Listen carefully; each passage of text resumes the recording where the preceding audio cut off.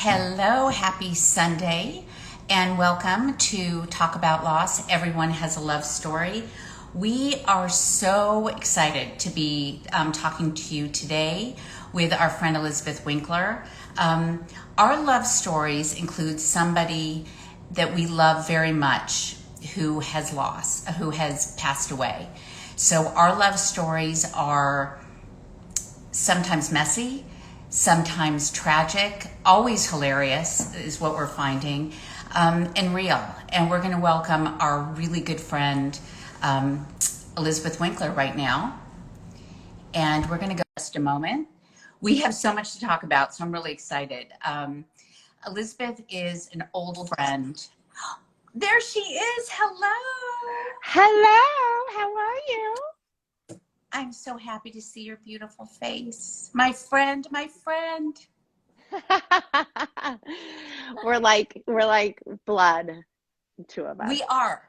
We are. If seriously, my past with Elizabeth, I'm convinced, spans many lifetimes. Yes, And so absolutely. I do want to start off by saying there's going to be a lot of Elizabeths in this story. So we're going to be talking to Elizabeth about her mom, Liddy, whose name is Elizabeth. Your daughter's middle name is Elizabeth. Chloe's middle name is Elizabeth. We're Elizabeth. So there's a lot of Elizabeths happening right now. So Yeah. before we start, I do want to tell everybody that Elizabeth is, besides being one of my favorite people, an incredible psychotherapist. She has a private practice and is also meeting with corporations talking about mindfulness in the workplace. She's a meditation teacher, a mindfulness divorce expert, which I love that. You know, that's right up my ballgame. Yeah. And the creator of Heart Surgery, which is a mindfulness practice for children, which I'm obsessed about. We're going to talk Aw, about that. I'm completely obsessed, but I do want to say yay. one thing.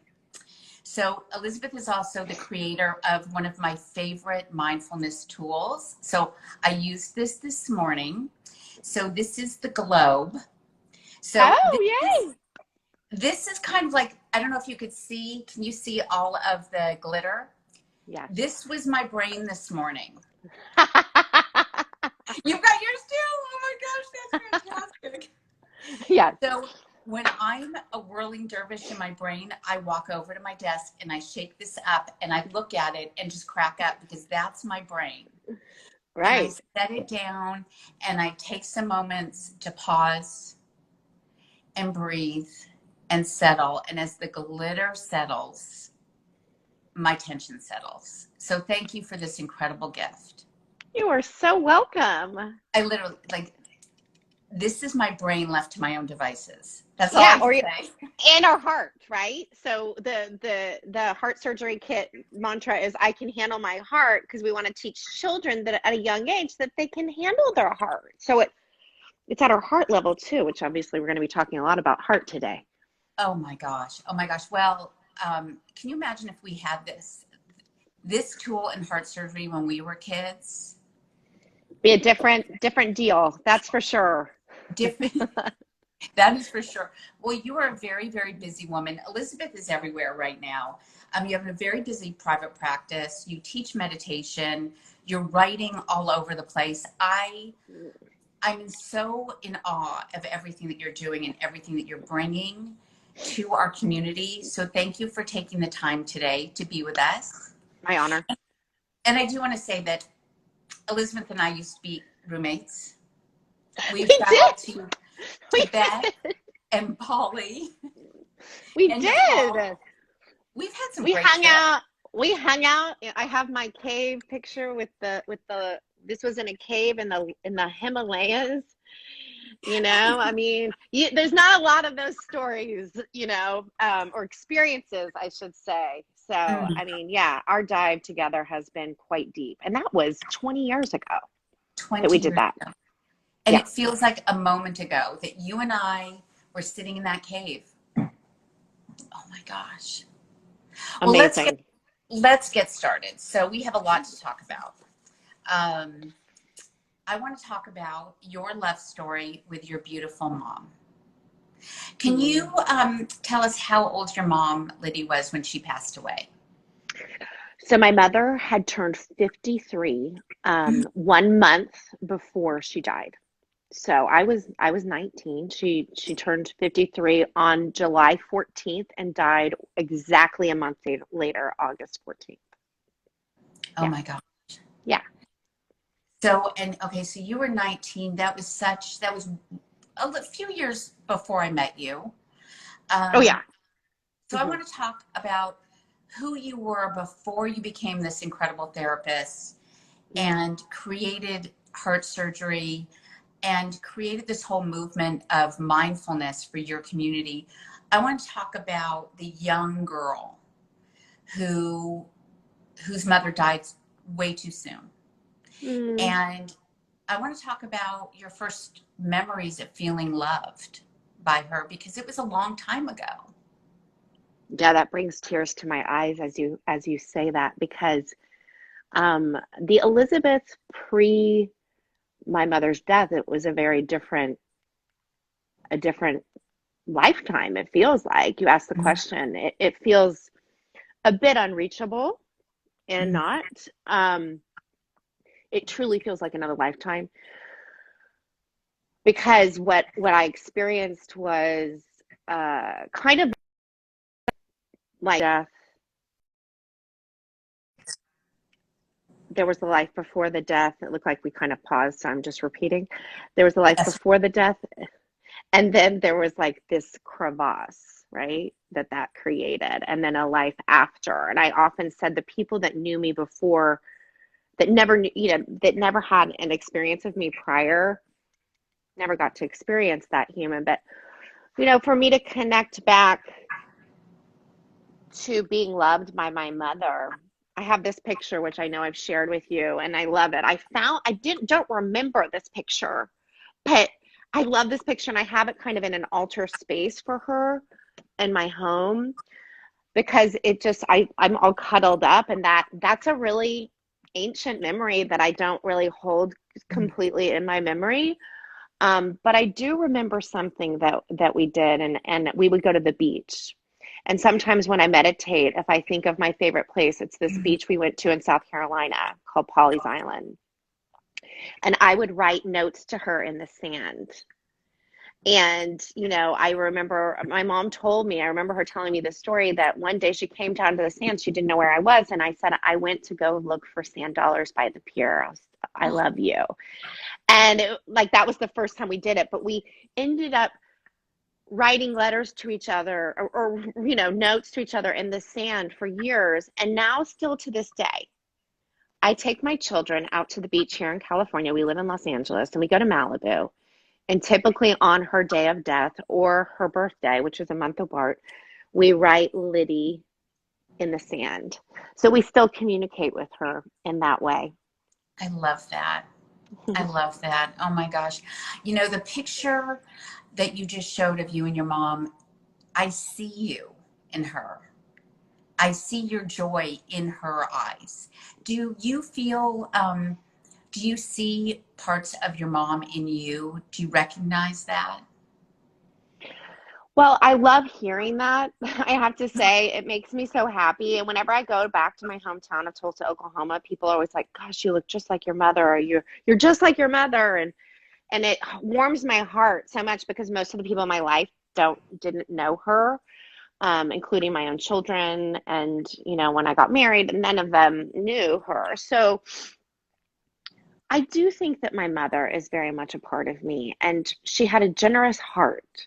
She was incredibly compassionate and giving, and wanted to ripple love on this planet. And that's what I'm wearing today. I think my sister and I created something called Liddy's Love. Um, Will you on tell us the tw- about that? I love yeah. Liddy's. It's so So beautiful. So I was actually reading David G's book, Sacred Powers, which is an amazing book. And in that book, he has you do different exercises. And as I was doing the exercises, I literally got this vision of people receiving love through a flower. And I didn't even know what I was seeing, but I saw it. And then I just was like, I called my sister. I took a bath. I called my sister. I'm like, I see this thing that we have to do. And it was like a month before my mother's 25th anniversary. And so we created it. And what it was my mother loved roses. My father called her the Roski. So what we did is, and obviously not everyone can buy a rose. I get that. So it was like, you don't have to give a rose. You could give a twig or a leaf. But we had these little papers that there's a whole like meditation and offering. It's not about Liddy's love is about connecting to the love within your own heart. And so much of us have forgotten that there's love within us, or we're frightened. And so we're running, as I did. And I think anyone who's had loss, we've all run from our own selves and from the pain and the loss and the grief. And it's really hard when you do that. And so anyway, the day, August 14th, I know you participated. We had hundreds of flowers. I went to Skid Row, gave out hundreds and hundreds of flowers with these 2 tags. And basically the offering was, you read it, you got to connect to your own heart. And then there was a second tag that you could give to someone else. So it was like a ripple effect, which it's still live. And you can get those tags on Heart Surgery Kit and download them, or reach out to me. It's just something that we wanted to start.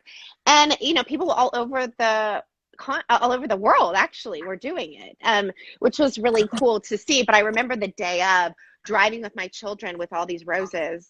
We'd been at Skid Row, and then I pulled over, I saw this man on a bench, a homeless man. And I just was like, I have to give it to him. I pulled over and I said, can I give this to you? And it was so powerful. I was crying because I saw him reading it and then closing his eyes and connecting with his heart. And so it's like these gentle reminders, it was meant to be a gentle reminder to remember your heart, just like this.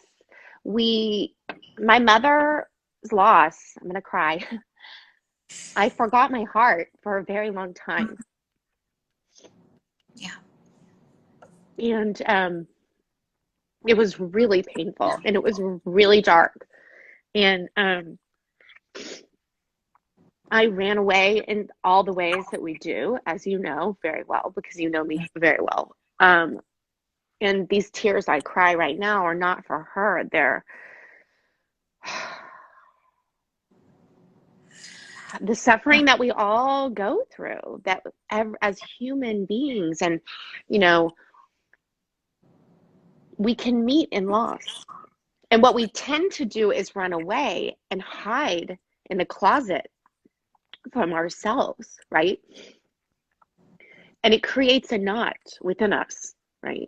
A knot that gets tighter and tighter the more that we run and the more that we hide.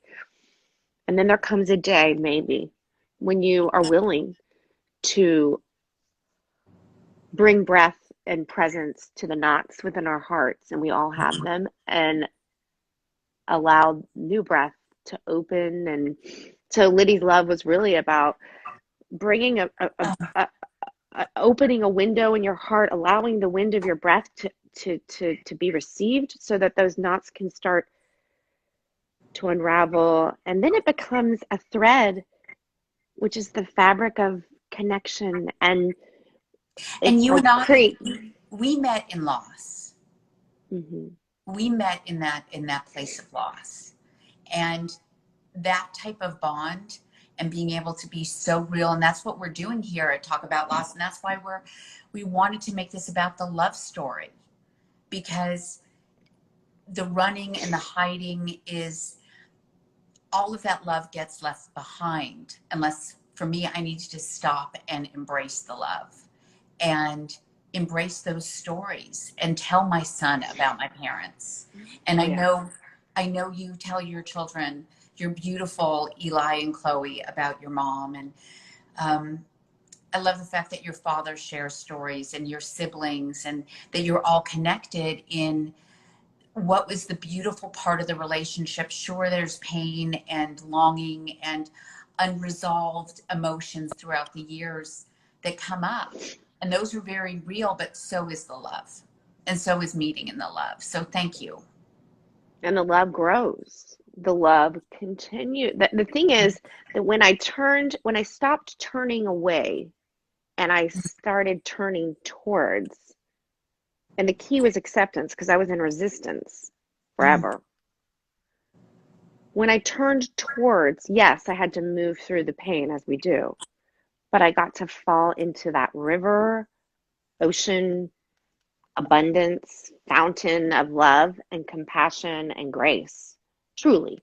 And then that's why we're here. That's why you and I are here today. It's like you want to give it away. You're talking about I'm busy. I'm busy giving away the thing that I Right. wish I had when I was 19. Right. I work with all these college girls. That was the hardest time of my life because I have lost my mother.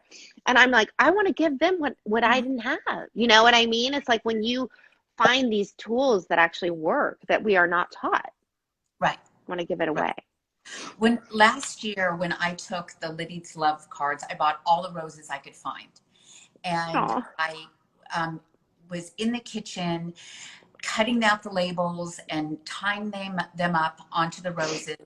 And everyone in our house came in and they're like, "What are you doing? Oh my gosh, these are beautiful." And I explained to my son and to Colin um, why your mother's loss was more about one woman's loss. It's about all of our love.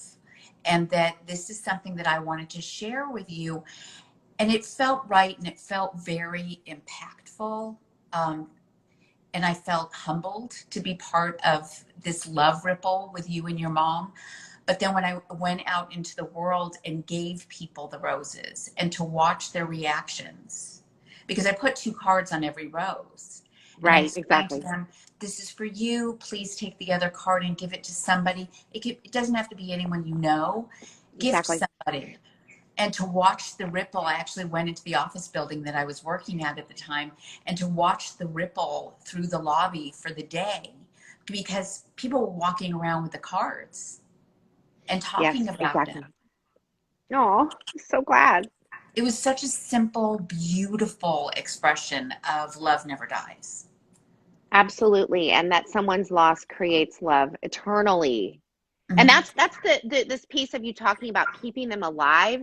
There's so many ways to do that, you know. Okay, let's talk about that because I know you are right in there with us. So tell us about what you do with your own kids. Um, I know you. There's a lot. There's a lot. There's a lot. Do we have enough time? Um, well, prior to their birth, I mean, like, so my mother had a rosary in her hands, and I have it here. When she was dying, she was holding this, and I keep it on my altar, but it was wrapped up in my wedding day, like in my flowers. I Oh, carried it, and we had an empty seat for her with a rose at the wedding. So, like, I for I remember. just want to mention that for anyone that's going through a loss that they may have to walk through that themselves. I want to offer these options to people because there are ways to incorporate your mother or your father or your brother or your sister or your child, whoever the loss is, into your life, whatever is coming, and so she's always been talked about. They've never met her, but they know all about Liddy, and she's very much a part of their lives. My mother was very big on tradition. And so every single holiday has a lot of traditions, and those are very much alive. Tell us, So, tell us, tell us. well, one of the favorites that a lot of my friends all over have, do themselves is on Easter morning. There is a Jelly Belly trail she was all about magic. My mother liked to create magic. So I'll tell you about Easter and Christmas.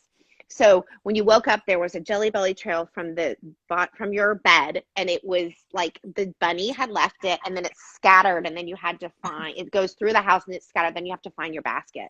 But there's also pieces of carrot because the bunny, you're like evidence of the bunny, and there's like a little bit of cottontail in the yard, and like Oh my so God. all of these little things, and it just is so fun, and it brings that magic of the other worlds, into the room.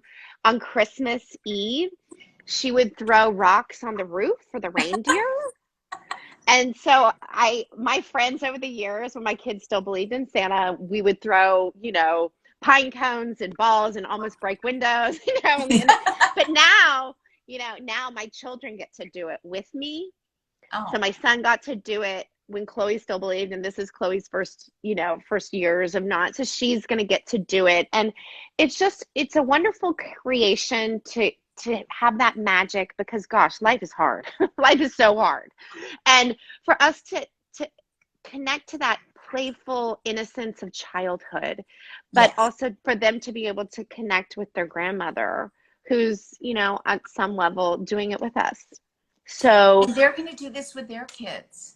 100%. I have I mean, no doubt about I that. have goosebumps everywhere thinking about that. Yeah.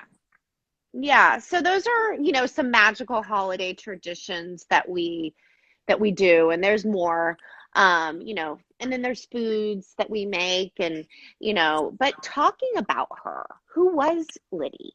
Mhm. What was it like? And so just making her a part of the conversation, and honoring that, I think, is so important, and something that does not need to be lost after they pass. And so So important important. for you Yeah. to have that connection with your mom. Yes. Especially now that you are a mom, and it's to know that you're not alone in this mothering is that's everything. How Yeah. have you I know this is now one of the things about Elizabeth is when you go into a conversation, our conversations are very wide and very deep, is the best way I can put it, because we cover a lot of ground, um, and nothing stays at the surface too long. We go right in and do it. It's one of the beautiful things that I love about you. Um, Thank you. how has, after all this self work, after the tears and running and every process that you've gone through, all of um, the changes and the growth in your life, how has your mom's death impacted you? My mother's death has impacted every single ounce of my entire being and every aspect of my entire life, period. I really look at it as my purpose, honestly. And I feel that I often say this quote of my own, which is, the wound is the way. And so it was my big gaping The wound wound, is the for way. sure. The wound is the way. And so it was this abyss. It felt like Elizabeth before and Elizabeth after. Now that abyss has now healed, which is a beautiful thing, which I want to talk about, but it didn't feel that way for a long time. That was because of my resistance to it. But once I was able to dive into that and embrace it and all of that, it created a pathway. It's like the wound is the way, and I feel like the pathway is your tears. Like I have this vision, like the wound is the way, and all of the tears that I have shed create this pathway that I can walk upon, that becomes the tears are like flowers, petals, and they take us to, we don't know where, but we can do it together. And so I will never forget when my mother was dying. She was on hospice, and she died incredibly rapidly. So my mother was diagnosed May 20th and died August 14th. So it was just like that. And so it was very, very hard and very fast. And this hospice nurse, I will never forget, she was a bridge that allowed me to say goodbye to my mother, to, let her go. And that was such a life-changing relationship, that hospice person, that in my 20s, when I went back to school, I worked in palliative care and end of life care and helped children die, which was, helped a lot of 1-year-olds die, and the NICU and things like that, and help families. But I was able to do that because of what I had been through. And so you can see this, and that was early on. I was still really struggling at that time, but I had a capacity. The capacity is much wider and deeper now. But at that time, I knew before my mother died that my path was to do service of some kind. However, I didn't know that it was going to be in the realms of loss and things like that. You mentioned divorce. Divorce is obviously a huge loss. So yeah, when someone shepherds you through something, then you want to help others. you know? And so that was a huge part of it. So how did it affect me? It affects everything I do because it also makes me value life. I'll say one more thing about that. It's like I often say to people, you know, we need to contemplate death. Like we need to think about today being our last day. And I don't mean that in a morbid way, I mean that in a loving way. Because if we are not living our life in that way, we aren't really living. And so I try to live my life, or I live my life with death beside me. And I look at death as a great teacher. And having gone through that at such a young age, I knew that Right. it could be over tonight. And it isn't guaranteed. You, actually, Elizabeth, were the person I will never forget you saying to me when we lived together. I don't know what I was struggling with, but I was struggling with something. And you said to me, there are no guarantees, Elizabeth. So That sounds like something I would have said. I've never forgotten it, imprinted in my brain, and it's so true. There's this quote I have here that I just want to read because I think it's so appropriate. It's from Suzuki Roshi, who I love, the beginner's mind, then master. When you realize the truth that everything changes and find your composure in it, that's the most important part. When you realize that everything changes and find your composure in it, you find yourself in nirvana.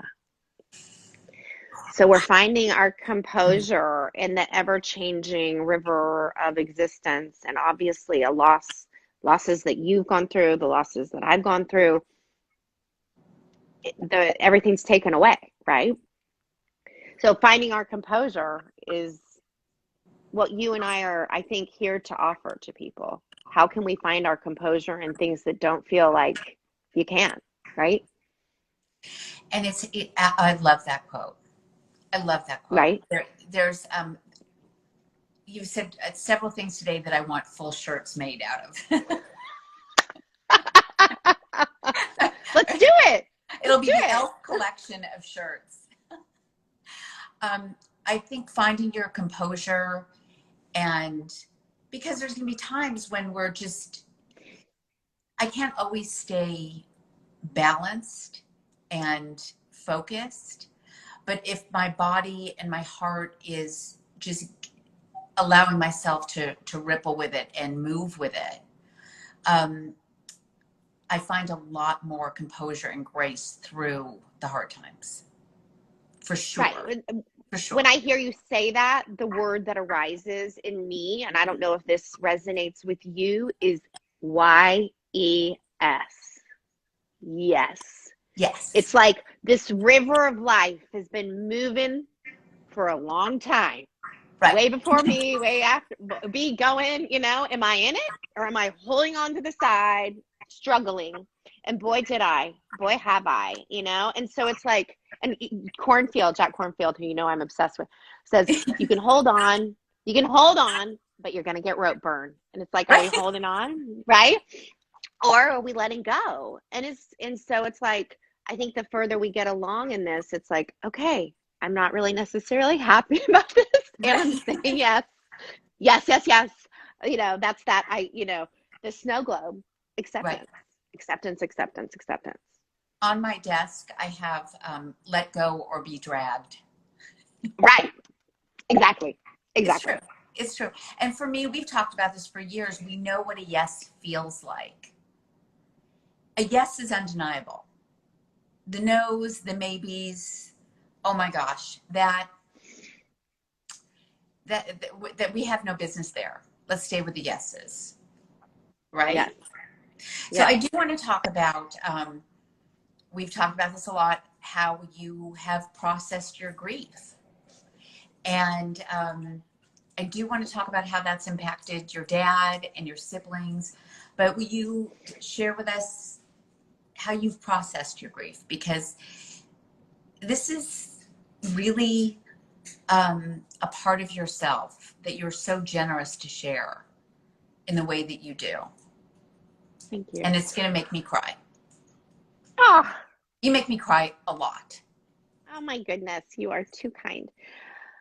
I've processed my grief in so many ways, It's been 26 years, so it would take a long time to express all the ways, but I really would like to focus on the ways that came into my life a little over 5 years ago, where here I am, a therapist, been a therapist for a long time, and I always had that longing, that hole in my heart.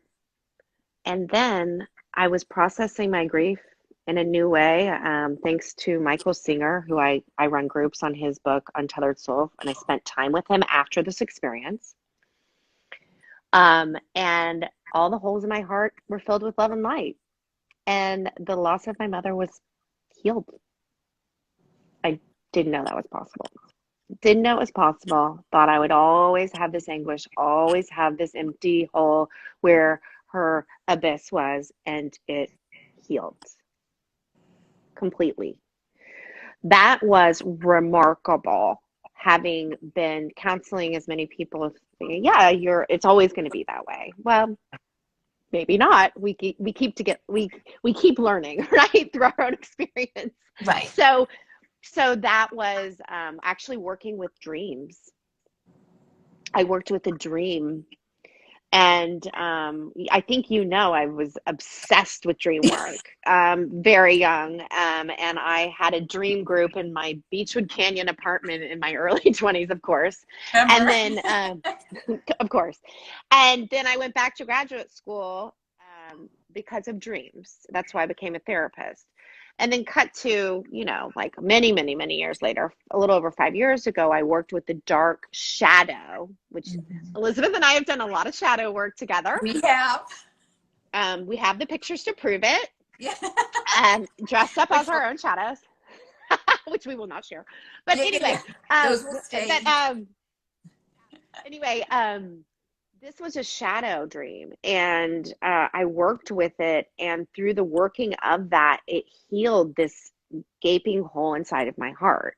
And I want to offer a couple of mantras Yes. to people, because through Mickey Singer's work, The Untethered Soul and the Surrender Experiment, um, everything changed for me. Like, I had been studying, as you know, spirituality forever, and but it was all in my mind, at a Right. lot of levels. It wasn't fully embodied, and there was an embodiment that occurred at that time, and through that work with the dreams. And that's why I call mindfulness the bullet train to freedom, because if we're working with the energy that is excited and activated in our bodies, we can heal our hearts.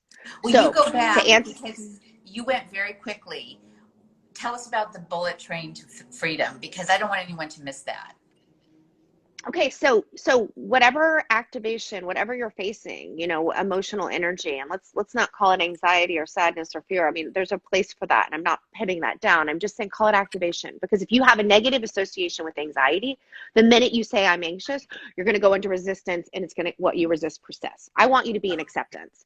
So the bullet train to freedom, Elizabeth calls it mindfulness, the bullet train to freedom, because my heart is active, my snow globe's all shook up. I can work with that energy. So I'd had this dream. All this fear was in me. I worked with the activation of that. I fully embraced it, accepted it. And through that, it went from a darkness to a full clearing of my heart that I've done now. I can do that now, like individually with people. People call me, we do mindfulness meditation practice on the phone or on Zoom, and I guide them through any activation that they may have. We find it, we pause. It's a version of pause, notice, settle. It's a Right. deeper dive of this, where we pause. You, in a sense, take an elevator down to your heart, check it out, place your hands. Let's all just do that briefly. Mhm. Like, just check out what's happening in your heart. Take an elevator from your mind. Your mind still might have a lot to say, doesn't matter. Just bring your awareness down into your heart, place your hands on your heart, and just breathing. In whatever weather you are facing, whatever turbulence is within you, if there is any, just accept it. It's just like weather. And you'll also notice the movement of the breath here. That's like the wind, simply moving through the clouds, the storm, like a massage. Just noticing the weather, noticing the breath, noticing the wind of the breath, noticing the sky like presence around it, beyond it. There's a sky, there's a space. So I'm going to pause there. I'm not going to go deeper, but Mhm. basically, mindfulness without train of freedom is a deeper that's a pause, notice, settle, quick practice. But to go more deeply into the energy that is alive, the fabric of fear, right? That knot, that KNOT, right? Right. That of grief, of loss, of pain, of suffering that everybody has.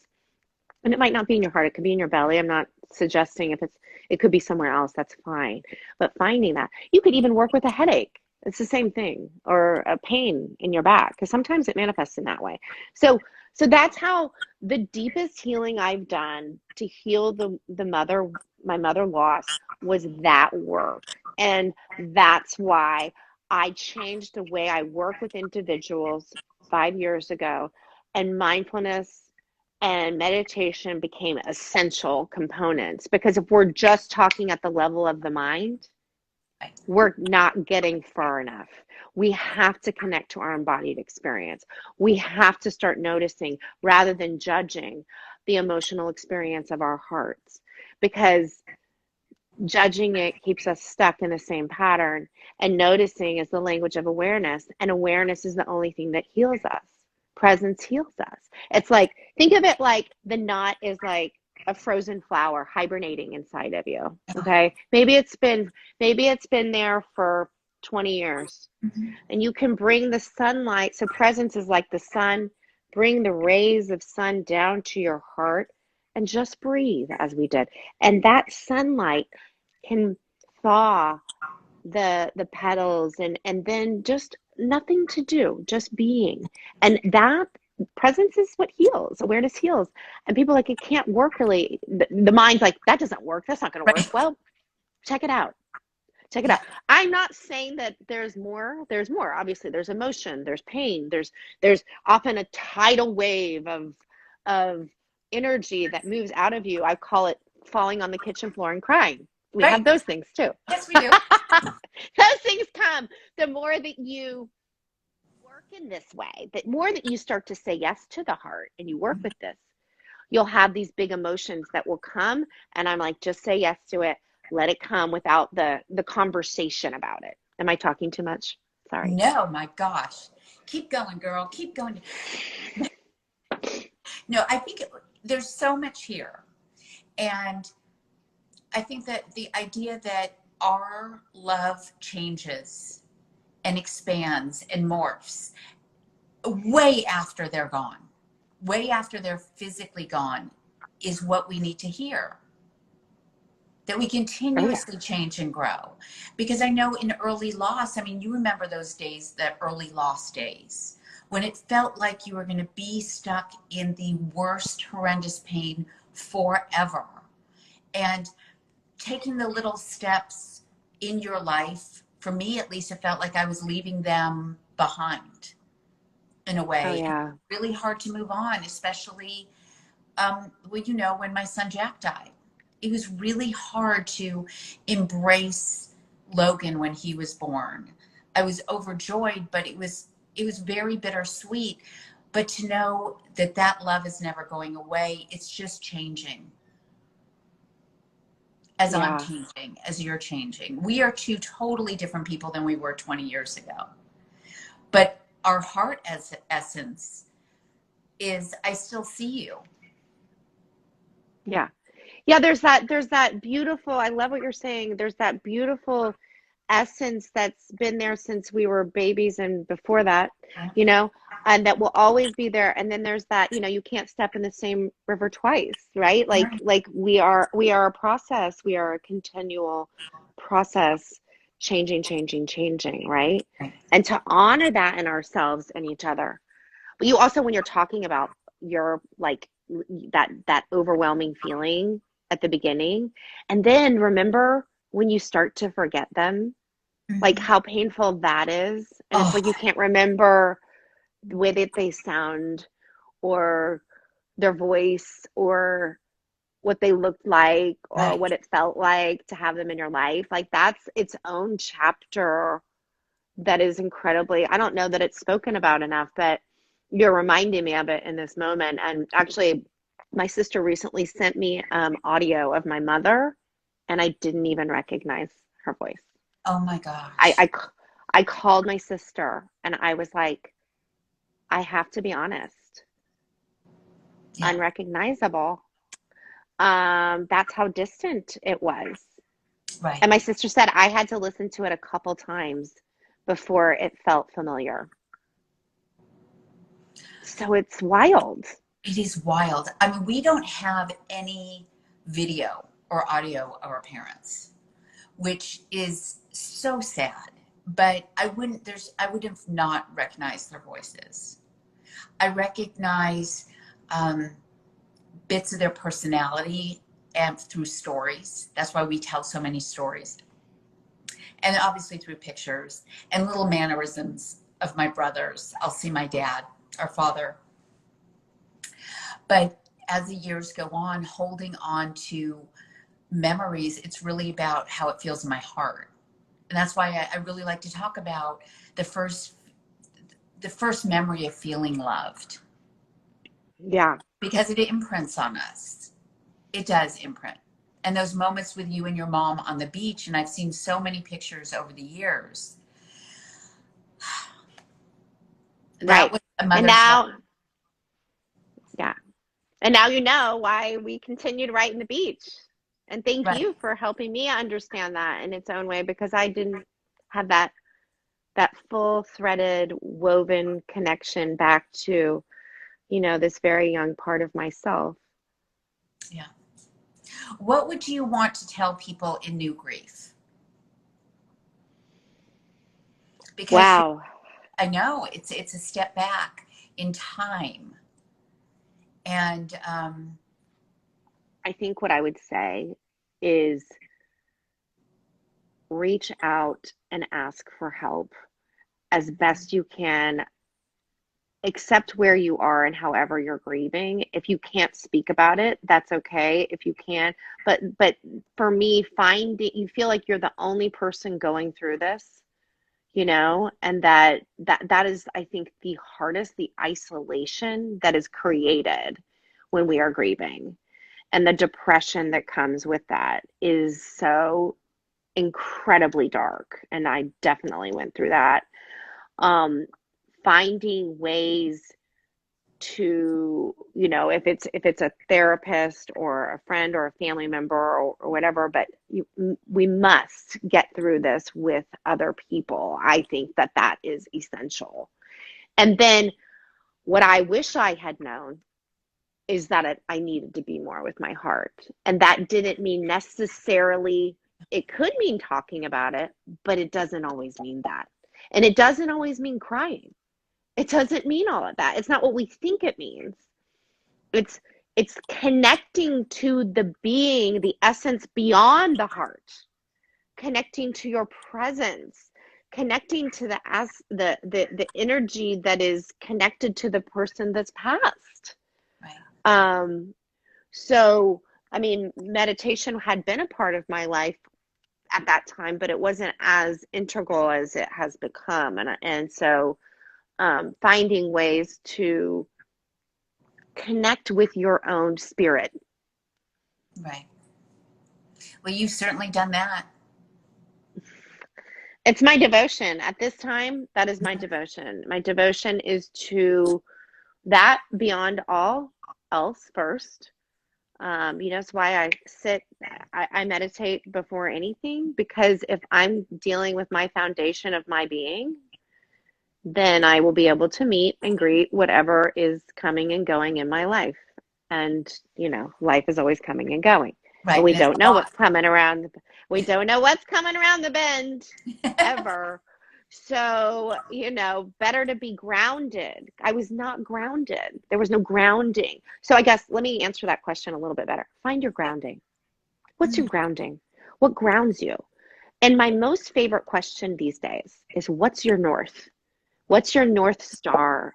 Because we all have a path, right? Our wound is the way. We have a path. We have an acorn. We have an intention. We have a way, reason, a thread that is the part of our fabric of existence. We're all threaded, right?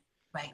So that knot of pain becomes unravels, becomes your thread, and then to weave it well, right, into the fabric of life. I think if we know what our north is, that becomes the nourishing environment for that acorn of you, of your intention, of your ripple. And so, whether that's like, I want to be a ripple of love or understanding or grace or healing, or I don't know, everyone's going to be different. But if you think about your death day, I think it's easy to connect. Like, what would be most important to me? What am I most devoted to? What is my North Star? So I think if we can keep that in the room or in our vortex of ourselves, then we are less likely to go into the corridors of fear, resistance, judgment that keep us disconnected from our essence. I'm going to be walking around. That's my new mantra. What's my north? Yeah, That is such a good one. That is such a good one. I'm Okay, obsessed with it. so good. Okay, I'm going to give you 3 rapid fire words. Give me your response Oh, to each one. okay. So I give you I give you a word back, or what am I to do? Yes, just give us your response. I'm just going to give you 3 words. So I give you Mom. one word back to mom. Okay. Mom. Love, What's that? Oh, grief. pain, Love. essence. Beautiful. Beautiful. Thank you, my friend. You My are the gosh. essence of love and joy, and you've given so much to our community.